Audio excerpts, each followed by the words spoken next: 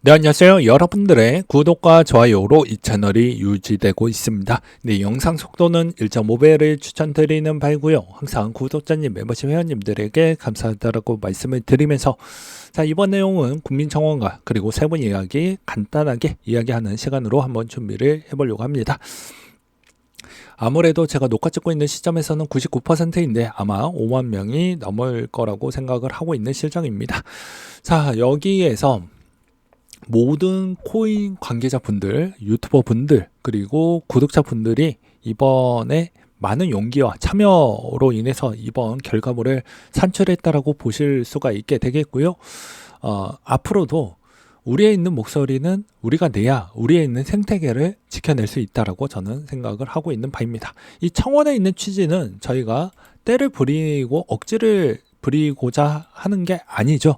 네, 여기서 있는 내용을 간단하게 설명을 드린다고 하면 왜 과세 유예를 2년 정도 좀 더 유예를 한다라고 생각을 하는 이유가 투자자 장치 마련이 아직 안 되어져 있다라는 것과 그 다음에 두 번째로는 장기적 조세 연구를 통한 바람직한 조세 방향성이 아직 코인 부분은 이야기도 나오지 않았다라는 점입니다. 그리고 추후 수익에 따른 가이드라인이 아직도 많이 부족하기 때문에 충분한 검토 뒤에 진행을 하고 하여야지만 이게 가능할 건데 일단 무작정 세금을 먼저 걷고 진행을 하다라는 건 거의 조폭과 같지 않겠습니까? 그래서 이거는 제 머릿속에서 상식에 어긋난다라고 생각이 들었기 때문에 이번 청원을 올렸다라고 보시면 될 것 같습니다. 그래서 금투세 부분도 뭐 좀 보고 넘어가야 되겠죠. 금투세 부분은 다음과 같습니다. 예, 일단은 보게 되면 이번에 새로운 분류 부분으로 하나가 생겼죠. 2020년도 때부터 생겼고요. 이게 이제 어떻게 이제 진행이 되냐? 자, 분류과세로 적용이 되고 5년간 2월 공제가 되고 5천만 원 공제가 됩니다. 3억 원 이하는 22%고요. 3억 원 초과는 27.5%입니다.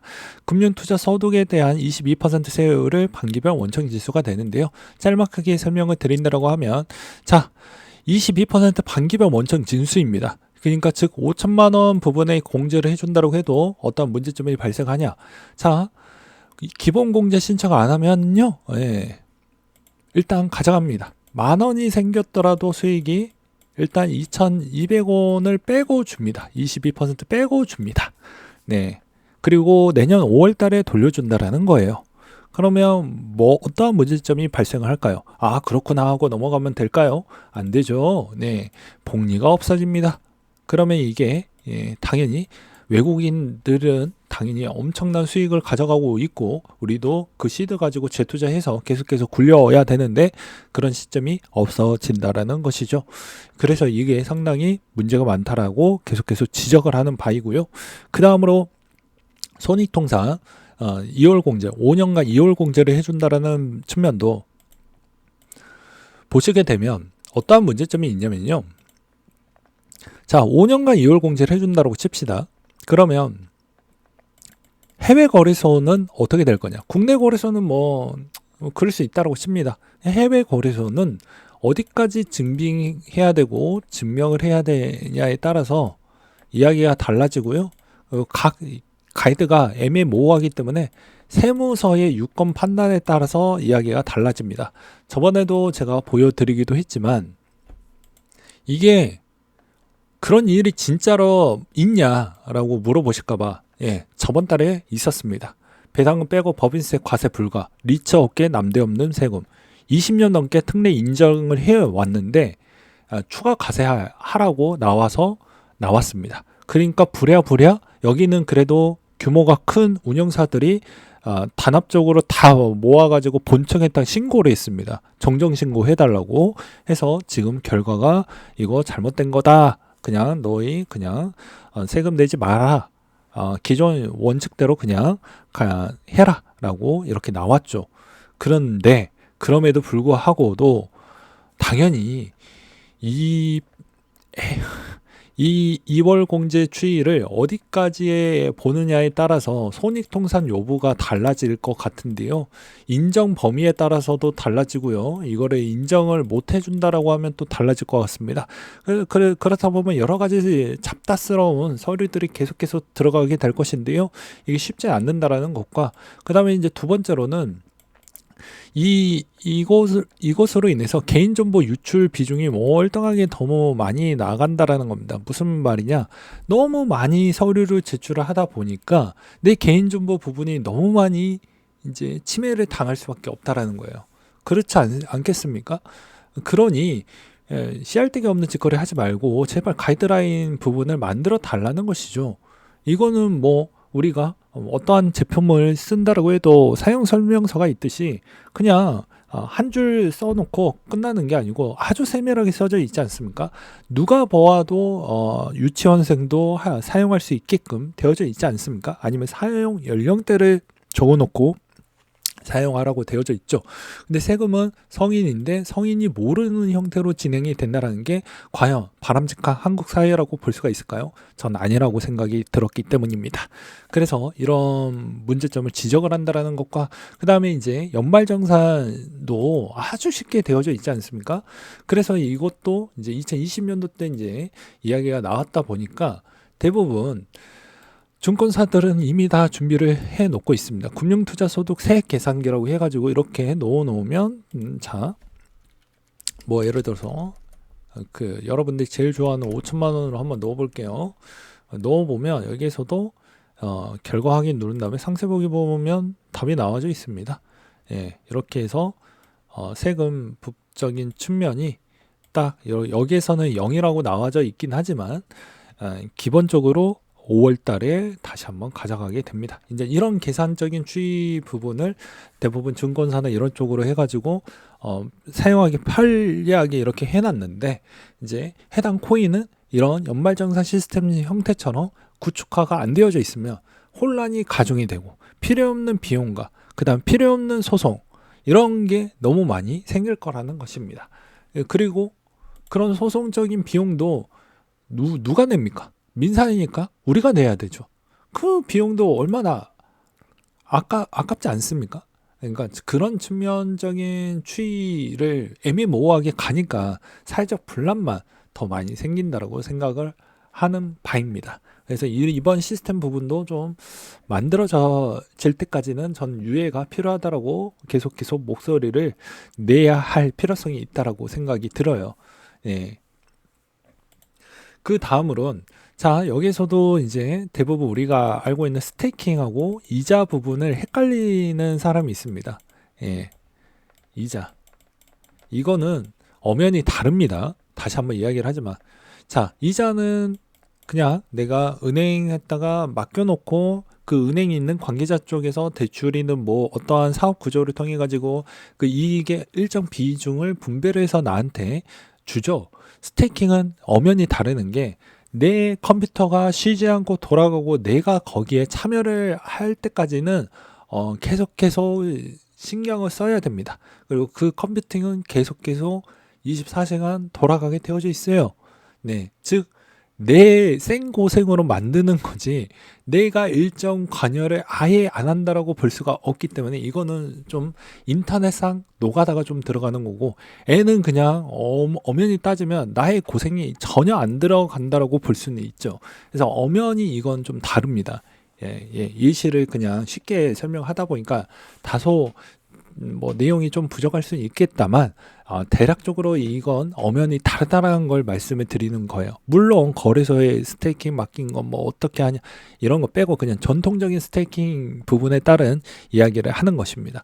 그러면 이것도 엄연히 배당 소득으로 가게 되면 배당 소득으로 갔었을 때에 따른 측면은 일단 이게 이번에 소득세율이 한 두세 번 더 많이 바뀌어 가지고요. 조금은 바뀔 겁니다. 네. 이것도 이제 소득세율 구간표인데 이건 배당을 받았을 때 이제 이런 배당으로 이제 2천만 원 초과분에 한해서 이제 이렇게 진행을 하게 될 것인데요. 스테이킹도 만약에 배당 소득으로 변경이 된다고 하면 대부분 이것도 2천만 원이 초과되는 부분에 따라서 달라질 수 있는 옵션이 있다라는 겁니다. 물론 이것도 어떻게 될지 아무도 모릅니다. 왜? 가이드가 없기 때문이죠. 그렇다 보니까 우리는 이렇게라도 일단 추적을 해서 가져갈 수밖에 없다라는 겁니다. 그 다음에 또 다른 측면 가장 고질적인 문제점이 뭐가 있냐? 요것도 이제 이야기를 해야 되겠죠. 가장 고질적인 문제점은 세무사도 몰라요. 네. 근데 그걸 법이라고 해놓고 하는 게 맞습니까? 금투세까지 간단한 건 할 수 있죠. 근데 코인에 있는 걸 처리하는 부분은 세무사가 별로 없어요. 생각보다. 네. 그리고 위험 리스크가 워낙 큽니다. 그렇기 때문에 본인이 생각했던 의도와 그리고 수익성 부분을 계산했었을 때 이 정도라고 생각을 했지만 세무사가 어떻게 신고를 하느냐에 따라서 달라진 결과물도 충분히 나올 수가 있기 때문에 이거는 충분한 가이드라인이 나오지 않을 경우에 따른 문제점이 충분히 나올 수 있다라고 제가 계속해서 이야기를 하는 것이죠. 그 다음에 이건 제 이야기가 아니고 실질 세무 쪽이나 회계 쪽에서도 이 이야기가 많이 거론이 됐습니다. 언제쯤이에요? 19년도에서 20년도 시즌에 엄청나게 이야기가 많이 나왔습니다. 그래서 이것도 제발 좀 해주세요 했는데 공무원도 말 없고 국회의원도 말이 없고 그러면 이거는 어떻게 될까요? 신고를 안 할 때는 신고 불성실 가산세가 붙죠. 예, 가산세가 나옵니다. 깡패죠. 예. 그렇다고 아예 이걸 무신고하자니 잠재적 범죄자가 되겠죠. 탈세 범죄자가 되겠죠. 나는 세금을 내고 싶은데 가이드라인이 개같이 되어져 있는데 어떻게 내라고 하면 나만 그냥 사회적으로 그냥 범죄자가 되어져 있는 것입니다. 여러분들도 잠재적 범죄자가 안 된다라고 보기에는 어려운 거예요. 여러분들이 아까도 이야기를 했듯이 뭐라고 했습니까? 여기 그냥 나 5천만 원 내면 끝이지 뭐. 어차피 내가 5천만 원도 안 벌 건데 뭐. 라고 하지만 만약에 코인을 소액이라고 했는데 신고를 안 했다. 예, 그러면 어떻게 될까요? 예, 국가만 좋아진다고 보시면 될 것 같습니다. 네.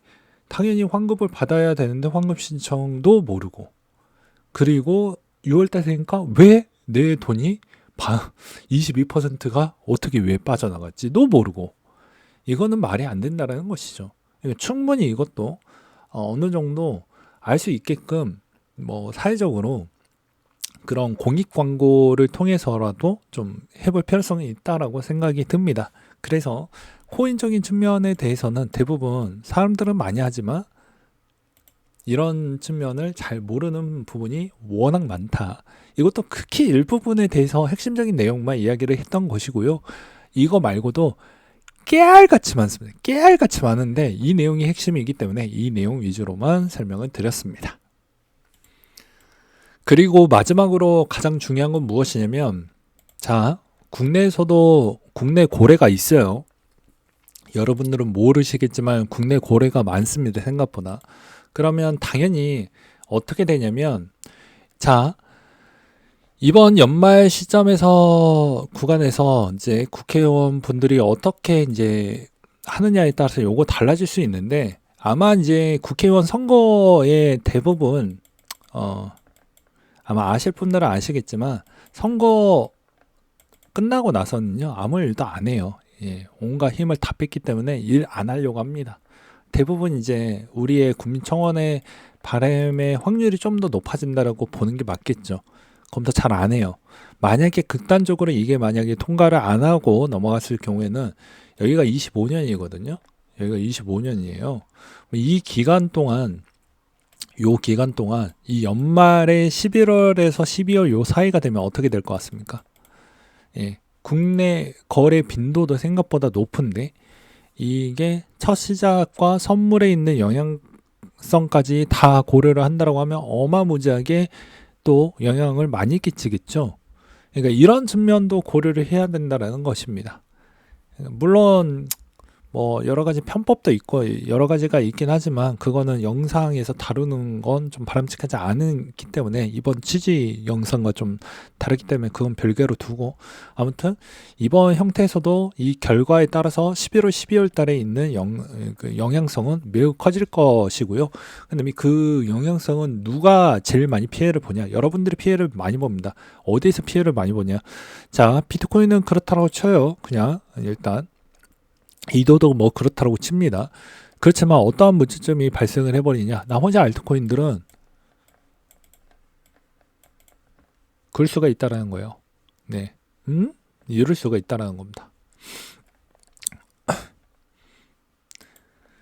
그렇지만 이제 여러분들의 뭐 기준 시가 적용을 뭐 해주고 뭐 하니까 막 괜찮다 이런 이야기도 들려요. 그렇지만 그건 중요하지 않는 게 24년도 아니 25년도 요 시점에서 넘어갔었을 때 기준 시가가 높은 위치에 있냐 낮은 위치에 있냐 이것도 중요하고요.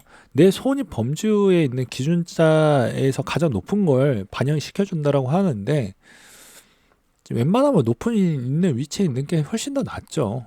이건 예측하기가 상당히 어려우니까. 그리고 알트코인이 왜 손해율이 왜 커질 수밖에 없는 이유는 그 전에 11월 12월 달에 되면 어느 정도 충분히 수익을 가져와 갔던 알트코인 물량을 대규모 많이 쏟아낼 수가 있다라는 겁니다. 비트코인이나 이더리움은 좀 많이 쏟아냈다라고 하더라도 영향력이 좀 덜할 수는 아예 없다라고 볼 수는 없지만 한국에 있는 영향력은 그래도 꽤 있다라고 저는 보고 있습니다. 점유율도 생각보다 높고요. 이런 측면까지도 고려를 한다고 하면 여러분들 이번 청원이 왜 중요한지를 다시 한번 각인이 되어야 된다라는 겁니다. 그리고 건보까지 합친다라고 하면요 30%가 넘어요. 엄밀히 따지면 29.7% 정도가 나오는데 훨씬 더 넘게 나옵니다. 그래서 이번 청원에 있는 결과가 일단은 넘어간다라고 해도 그 결과물이 50%에 따른 결과물이고 앞으로 국회의원들이 어떻게 움직이고 있는지에 따른 내용이 나올 때마다 한번 다뤄드리도록 하겠습니다. 네, 이상으로 마치도록 할게요.